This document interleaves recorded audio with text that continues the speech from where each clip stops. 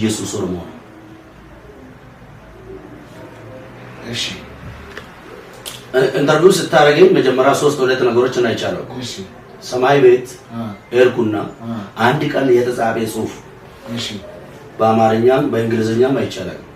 ሰማይ ቤት የለም ምንም እንደሱ ጽሁፍ እንግሊዘኛም አላየሁም። እኔ አላየሁም። ሌሎቹ ማየት ይችላሉ ግን አላየሁም። እሺ በምንኛ ነው ያየው አንተ? በኦሮምኛ በአፋን ኦሮሞ ነው ያለው። አፋን ኦሮሞ ነው ያለው።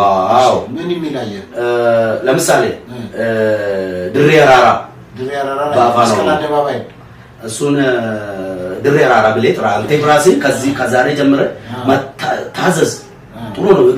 ለሌሎቹ ስትራ ብዙም ለነሱም ትሰማለህ አይደለም?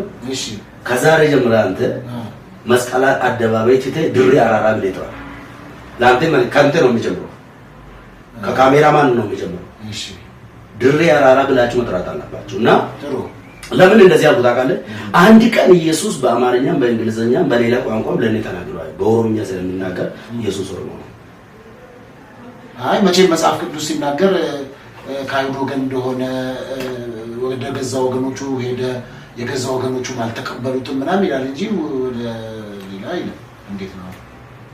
እኔ አንድ ቀን እሱ ይላል መጽሐፍ ቅዱስ አንተ ኢየሱስ የነሱ ነው ብለህ ታምናለህ።